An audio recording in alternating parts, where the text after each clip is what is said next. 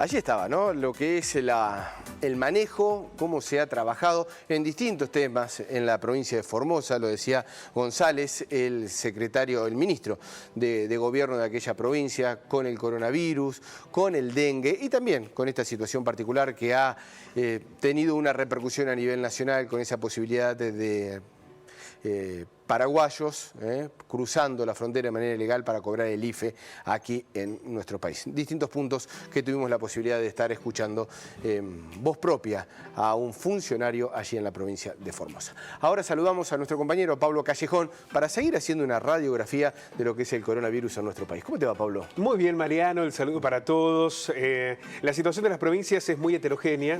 A medida que transcurre la pandemia uno va observando cómo porque hicieron bien los deberes o porque las condiciones también así se lo permitían, han logrado no tener casos como en el caso en la situación de Formosa y también en Catamarca, y en otros haberlo controlado rápidamente, y hoy están en una situación, no es ideal porque nunca va a ser ideal mientras el virus permanezca, pero sí realmente muy buena, que permitiría pensar, quizás no esta semana, ustedes lo han explicado claramente, parece que el presidente quiere poner un freno a esta situación y aguardar un poco más, pero en el mediano plazo, imaginar que llegan a esa instancia de la nueva normalidad, donde nada será igual a lo que ocurrió antes de la cuarentena, pero evidentemente serán condiciones mucho mejores para avanzar en la cuestión productiva, social. De hecho, hay provincias, ya lo vamos a destacar en algunos casos, que les han permitido tener encuentros familiares.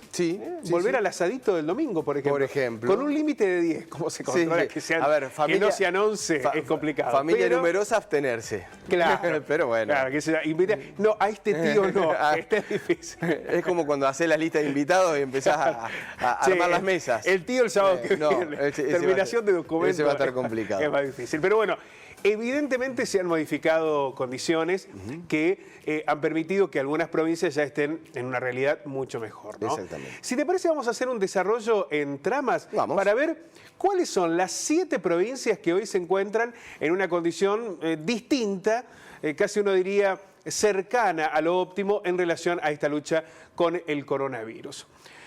Vamos a ver los detalles.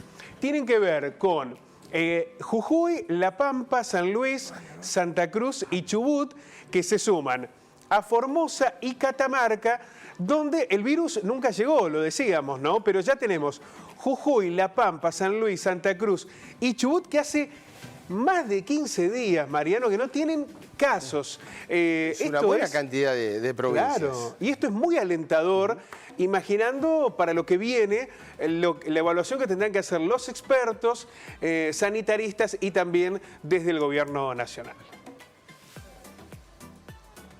En Jujuy, por ejemplo, a partir del próximo viernes se va a poner en marcha el programa Jujuy para los jujeños. Ya lo hemos hablado aquí en Telediario Federal, pero es la posibilidad de que ya exista un turismo interno. Que los jujeños por lo menos puedan recorrer su provincia. Obviamente no podrán ir desde otros lugares, pero ya es un aliciente para quienes viven específicamente del turismo. Y en La Pampa están habilitados el comercio, las peluquerías, las profesiones liberales, la actividad industrial y restaurante, con delivery, caminatas al aire libre, los fines de semana y feriados. Un poco, La Pampa no se salió del libreto, ¿no? Porque cada uno de estos ejes, uno podría imaginar, son los que se disponen para la parte 4 de esta cuarentena. Vamos a seguir el recorrido y nos vamos a San Luis. Acá, lo que te señalaba. Se autorizó que durante sábados y domingos, en el horario de 11 a 19, te garantizan el asadito. El asadito al mediodía. Al mediodía, de noche no. Las familias celebran reuniones que no superen las 10 personas. En muchos lugares esto se da ante la falta de control o ante el intento de avivada de algunos que ponen en riesgo determinadas condiciones. En San Luis está permitido para que pueda ocurrir. En Santa Cruz se han habilitado el comercio, las salidas de esparcimiento, profesionales independientes y peluquerías. Hay medidas que parecen centralizadas en algunas provincias y otras que son comunes a esta etapa 4 de la cuarentena.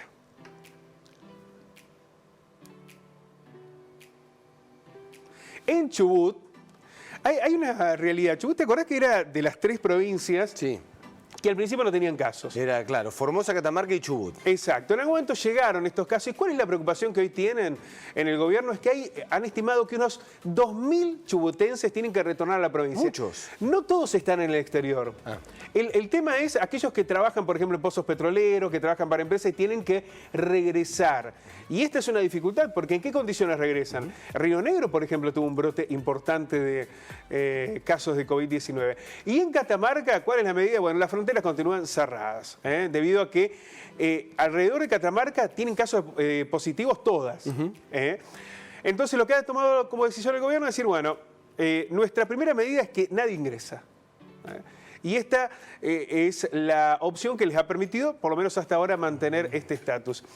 Lo decimos, cada vez son más los que, o porque hicieron bien los deberes, o porque las condiciones lo permitieron, han logrado un control del coronavirus. Hablamos de caso cero. Caso cero, Hace más de 15 días que no tienen un solo episodio de coronavirus. Esta es una realidad que evidentemente va a terminar impactando, quizás no esta semana, pero en la próxima etapa, para saber si ingresan a la nueva normalidad, ¿no? Y en algunas otras muy a cuentagotas. Y en algunas muy a cuentagotas. No está el caso, pero estamos hablando de día por medio 2 casos, día por medio 1 caso, que lo tienen presente, están con el virus, pero que con números absolutamente distintos a lo que recién mostrábamos y ese pico récord que tiene nuestro país, ¿no? Bueno, y dos ejemplos en este sentido. Resistencia en Chaco y Córdoba en Córdoba.